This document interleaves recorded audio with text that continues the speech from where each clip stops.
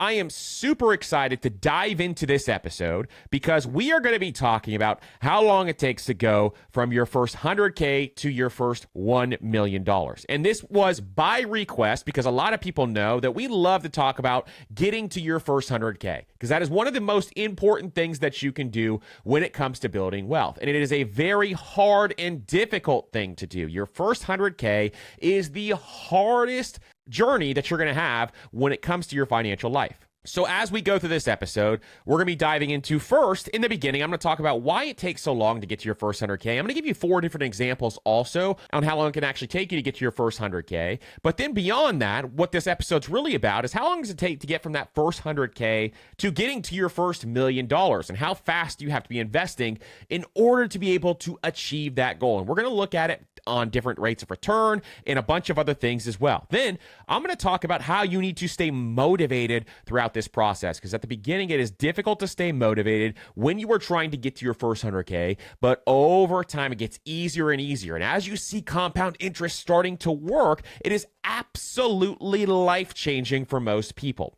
So it's going to be something where today I want you to stay motivated. I want you to learn about this stuff so that you can stay motivated throughout your journey. I've had a lot of people reaching out as of late saying, hey, I just started investing in index funds. I started 3 months ago, 6 months ago. I'm not seeing the needle move. And that is a very normal thing. I want you to understand this now. It is very normal to not see a ton of results maybe in the first year, the first 2 years, the first 3 years even. But as time goes on, it's going to compound and you're going to see your investments start to grow. Impatience is the biggest enemy for long-term investors. And here on the Personal Finance Podcast, we teach you how to invest long-term. If you want to learn how to invest short-term, I think for most people that is significantly less profitable than getting rich slowly and getting rich over time. Now, if you want to get rich quicker, you need to start a business, you need to do other things. This is what you need to be doing though for your retirement long-term, is learning how to get rich slowly. And so what we're going to be talking about today is we're going to be diving into this. Now, let me give you a great example of this. Warren Buffett is a person who is extremely rich, one of the richest people in the world, and he even got rich slowly. So if you look at his net worth over time, we actually have a graph here showing his net worth over time. And when it comes to the net worth of Warren Buffett, you can look at this over time. So for example, at age 30, Warren Buffett finally had a net worth of $1 million. Now, when he was 30, that was worth a lot more if you do inflation adjusted. So he was actually very wealthy at the age of 30.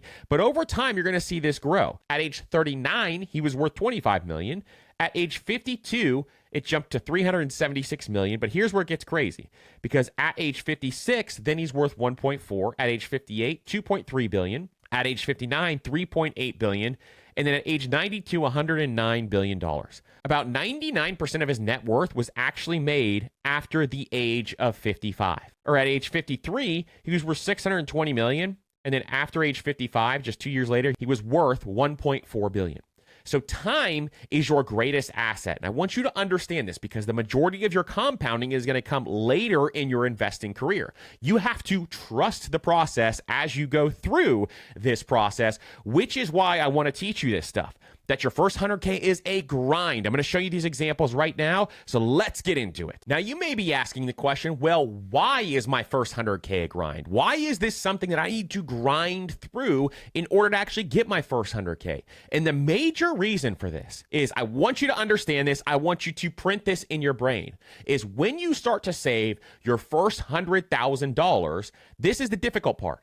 It all comes from the toughest part for all of us, which is your savings rate. Your savings rate will be the majority when it comes to your first 100K, because you don't have enough money compounding yet in order to see and reap the benefits of compound interest. Compound interest is still happening, but it's not something where it is spitting off loads of cash like you'll see at $1 million range, $2 million, $3 million range, which we can talk about. And so that is why it is so difficult, because you're grinding away and you're putting money away, but the majority actually comes from your savings rate. And let me show you the difference here, because even your rate of return doesn't make a massive difference on how fast you can get to your first 100K.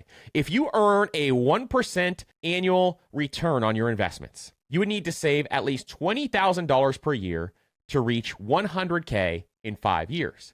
If you earn a 12% rate of return on your investments annually, you would need to save at least $15,000 per year to reach $100,000 in 5 years or less. That's only a 5-year differential for an 11% rate of return difference, which means it does not make a massive difference on your rate of return. So there's no way to get around this. You have to invest as much money as you possibly can to get to your first $100,000 in 5 years or less, if you want to get there in 5 years or less.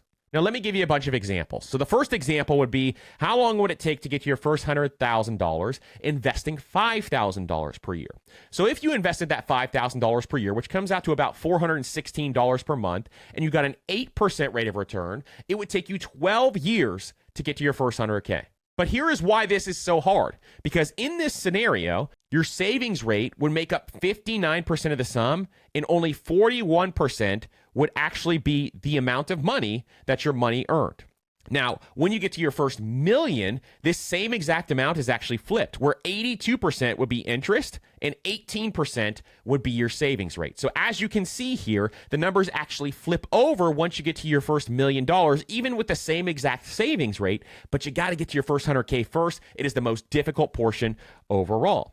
Now, what if you wanted to save $10,000 per year? How long would it take you to get to your first 100K? So if you got an 8% rate of return, you saved $833 per month, which is roughly about $10,000 per year. It would take you 7.5 years to get to your first $100,000. And here's why it's difficult again, because that means 73% of the sum would actually be your savings rate, and 27% would be the amount of money that your money made, or the interest that your money made. So this is something where once you hit your first million, it's completely flipped again, where 73% would be interest and 23% would be your savings rate. So you got to really think through this. This is why it is so difficult, because your savings rate is what is going to propel you to your first 100K, and most people are not disciplined enough to be able to do this early on, and so they say, nothing is happening, I need to quit, this is way too difficult. Here's another example. Let's say you put $6,000 per year in your Roth IRA. The max this year is $6,500 per year, and it's going to go up again next year from what I'm hearing. But let's just say, for example, you put $6,000 a year in a Roth IRA,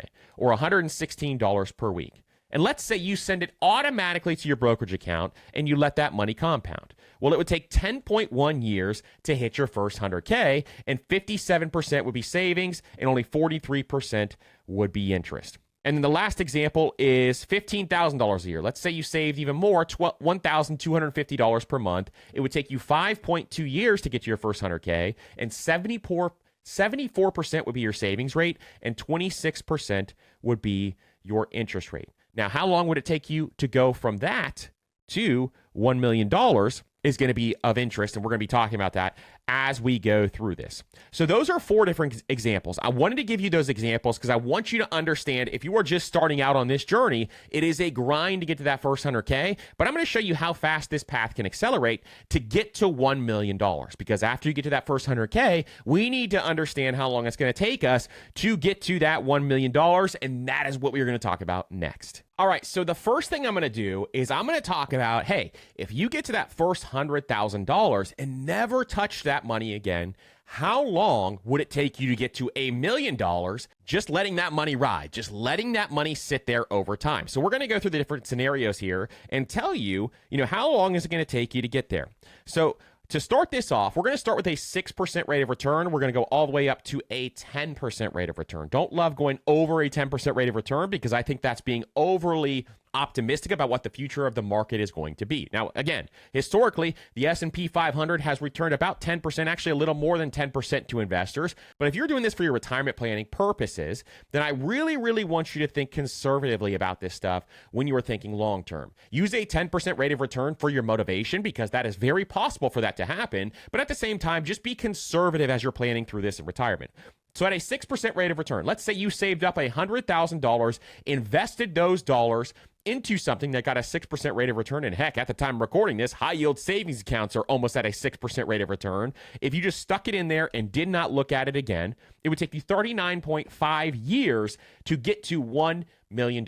So say, for example, maybe you have kids or you have grandkids, and you're thinking about doing something like this, you can save up that money and say, hey, they can't touch this money for 40 more years, and that is how fast it would take, and that's how long it would take for them to get to that $1 million range. Now, this is how important it is to get your rate of return right, because what you're going to see here is that as I adjust these numbers, there is a drastic difference between a 6% rate of return and a 10% rate of return. So if you look at a 7% rate of return, you saved $100,000. You did not touch it again. You got a 7% rate of return. It would take you 34 years to reach that $1 million. Now let's look at an 8% rate of return. If you got that 8% rate of return, didn't touch it again, it would take you 29 years to get to that $1 million. And then let's lastly just look at a 10% rate of return.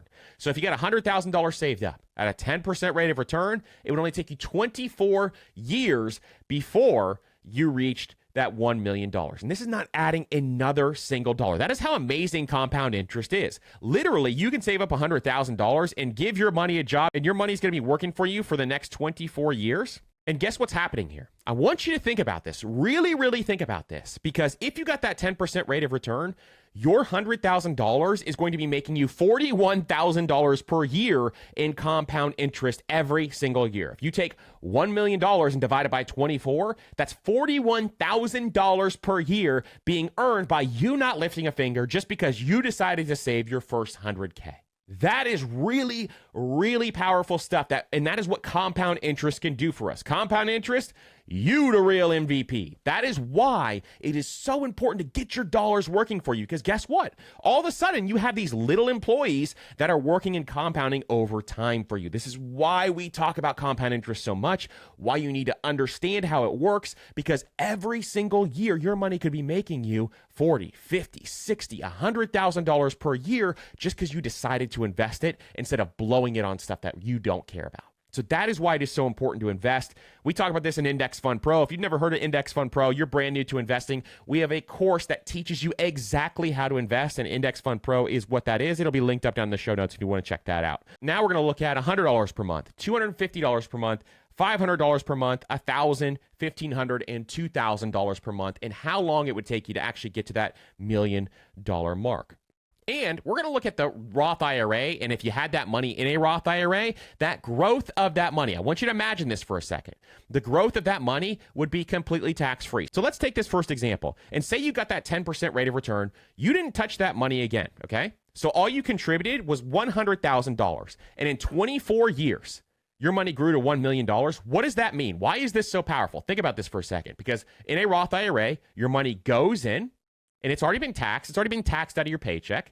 Then your money can grow tax-free when it's invested, and you can pull the money out tax-free. So you're taxed once when the money goes in, but the growth of your money is tax-free. Why is this powerful? Because you put $100,000 in, and all of a sudden it turned into $1 million based on compound interest. You have $900,000 that is completely tax-free. Let me say that again, because I don't know if you know how powerful this is. You have $900,000 that is completely tax-free. So A, your money made you $41,000 per year just by compounding at a 10% rate of return, and you have $900,000 of it completely tax-free. If that doesn't motivate you, I don't know what will. Now, let's dive into the monthly amounts to see what would happen here. So let's say, for example, we're going to keep using this 10% rate of return because that's the historic average. That's all I can go about. That's an actual factual thing. Now, in the future, if you're modeling this out, I would encourage you to try to use something like a 7% rate of return, maybe an 8% rate of return. But for this episode, we can only go by what the historic returns are. That is what we're going by on this episode. So if you put $100 per month into after you got to your first 100K, it would still take you 24.065 years before you hit your $1 million. Now, let's say you put $250 per month in. It would take you 23.9 years before you hit your first $100,000. This is why the beginning is so important. This is why people in your 20s who are thinking about this, it is so important to start investing early and often because it makes a massive difference. You can see these small amounts of over time don't make as much of a difference as your early dollars and your baseline that you put together. So it feels like maybe you're in your 20s or you're in your 30s and you feel like, hey, this really isn't making a difference long term. It absolutely is making a difference long term. And you just have to see the numbers working how they are right now. Now let's jump up to $500 per month.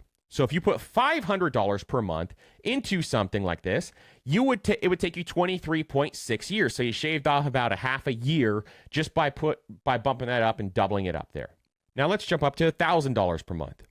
At $1,000 per month, it would take you 23.26 years to reach that target of $1 million. Now at $1,500 per month, it would take you 22.8 years to reach that $1 million.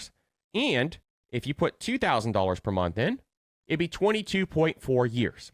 So you can see how important it is to really just get to your first 100K, because that's going to do a lot of work for you. Then over time, you can start to add more money to this over that time frame. Now, this is just telling you how long it's going to take you to get there. But let me just show you and expand this out for a second. Because if you got to that first 100K, adding money to this is really going to accelerate your path to financial independence over time, especially when you extend the time out longer. So maybe it takes you 23 years to get to that first million, but over the course of the next 5 to 7 years, you're really going to see this accelerate. And let me give you an example of this, because if you have a starting amount, say for example, of $100,000, and you extend this out maybe 35 years, instead of extending it out 23 years, you're going to see the massive difference. So if you extended this out 35 years, this is where the numbers are going to change for you. It would be $3,352,000 if you added $2,000 per month. Let's look at it if you added $1,000 per month. If you had $1,000 per month, it'd be $3 million over the course of 35 years after you hit your first 100K. Let's say you added $500 per month. You added $500 per month, it'd be $2.9 million. So I don't want you to get discouraged, because adding money over that time frame would not cut off much time to get from your first 100,000 to your first million, because after that, compound interest really starts to work. And this is why you want to keep adding money every single month, because just 10, 12 years later, you're going to have over $3 million in that account. So it triples over the course of the last 10 years. That is why you really want to be doing this, and why you want to be thinking about building wealth this way, because this is a really, really important way to actually think through this stuff. Now, I know this is a lot of numbers to have on a podcast. If you want to run these numbers, I just use calculator.net. They have an investment calculator there. It is a fantastic calculator that you can utilize as well. And you can run these numbers for yourself. You can put in your own interest rate and all that kind of stuff. It's a great free calculator. Just go to calculator.net/investment calculator, and that's where you can find that there. We actually have our own as well that we are finishing up. And it'll have a lot of functionality that this one will have, so that it'll have a lot of functionality that this one has. So you'll be able to do a lot of cool things with it as well. But that is the calculator that I use, and one that I use a lot for these episodes. So if you want to run the numbers yourself, because maybe this is hard to follow along on an audio version if you're not watching on YouTube, then you can absolutely do that as well. Now, if you're at the beginning, I want to wrap this episode up with how to stay motivated at the start. And we're going to do that next. Some tips to stay motivated, especially in the early days when you just start investing. I remember what it felt like when you didn't see the fruits of your labor. You were investing your dollars and you did not see that compound interest working for you. And I want to show you that compound interest is truly a snowball. When you roll a snowball downhill, it starts off small and then it progressively gets larger and larger and larger over time. And I want you to think about your investing as that, and every single turn of that snowball is 1 year later. And this is exactly what you need to think about to stay motivated over time, because those early days are really, really tough. So the first thing is,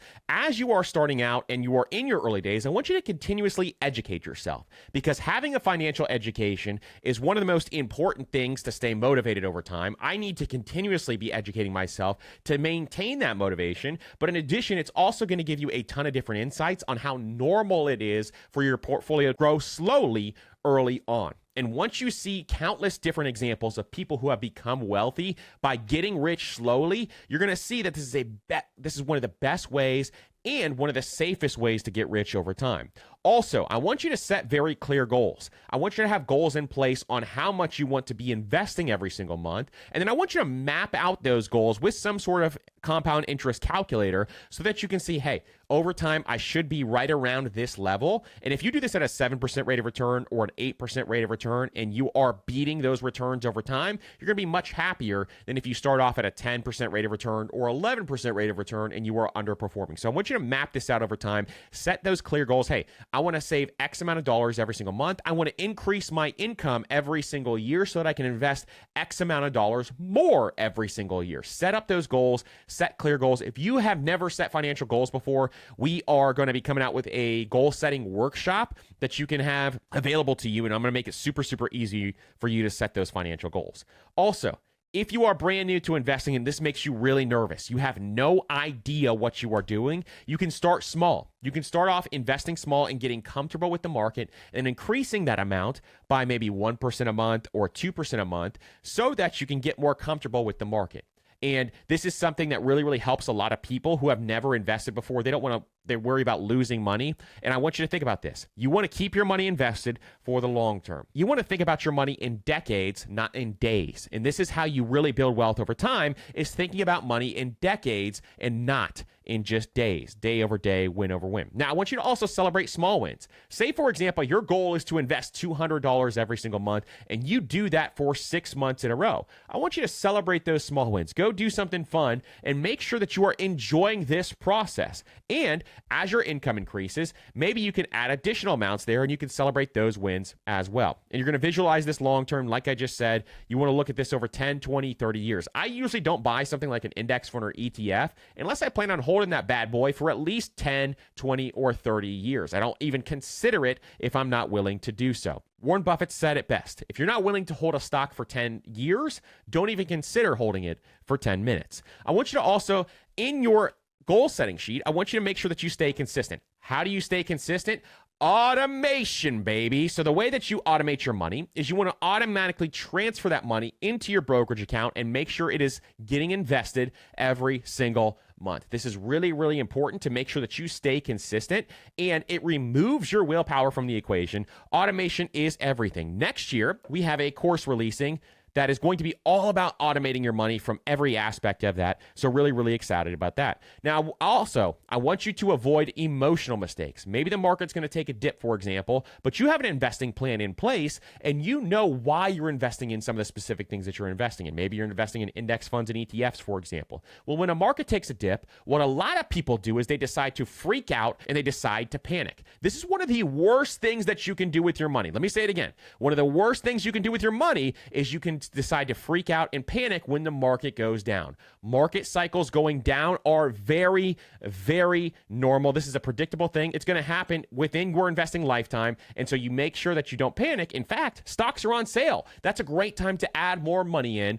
when the stocks that you love are on sale. Now, as you go through this process, you also want to make sure that you're assessing your risk tolerance, making sure you have that in place, and you want to review and adjust accordingly. If your risk tolerance is out of whack, maybe you're in some quotations riskier assets, meaning that stocks go up and down more than bonds. They're more volatile than bonds is what the word is when it comes to investing over time. But stocks also return more to investors over time. So if that freaks you out, then maybe you increase your bond exposure instead of having so many stocks. Now, I also want you to just stay inspired. And this is why that financial education plan comes into play.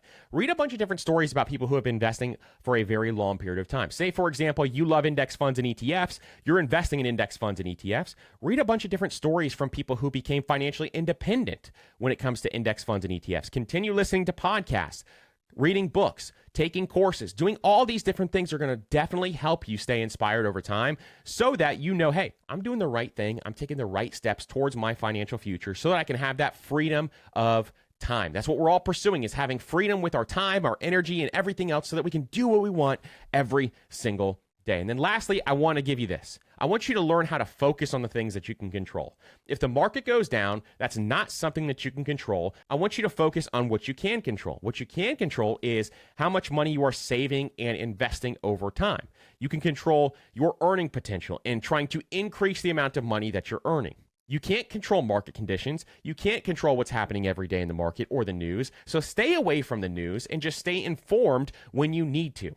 On the Master Money newsletter, we try to keep you informed on the things that actually matter, and then we try to remove all the extra waste. So that is the biggest thing that we try to do on there so that you don't have to watch the news or CNN all day and see doom and gloom. This is the number one thing I want you to avoid is things like the news that preach doom and gloom all day long. It's really, really important to make sure that you do that. And so the biggest keys here are controlling your emotions, make sure that you are consistent over time, and make sure you automate your financial plan so that you can have success when it comes to your investments over that time frame. So these are some of the keys that you can do very, very early on. If you've never invested before, you want to learn how to invest, we actually have a free Investing 101 webinar. We can link it up down below in the show notes as well. We don't talk about that enough, but we do have an Investing 101 webinar. It's about an hour long. It'll teach you how to invest and buy your first investment. We will link that up down below as well. If you guys have any questions, make sure to reach out to me. I am always here for you, and I cannot thank you guys enough for investing in yourself. And if you guys have any suggestions or anything for the show, we want to bring as much value as possible to you. That is our entire goal, is to bring you as much value as possible. Make sure you shoot me a message and let me know what things we can add to the show that would really, really benefit you. I truly appreciate each and every single one of you, and we will see you on the next episode.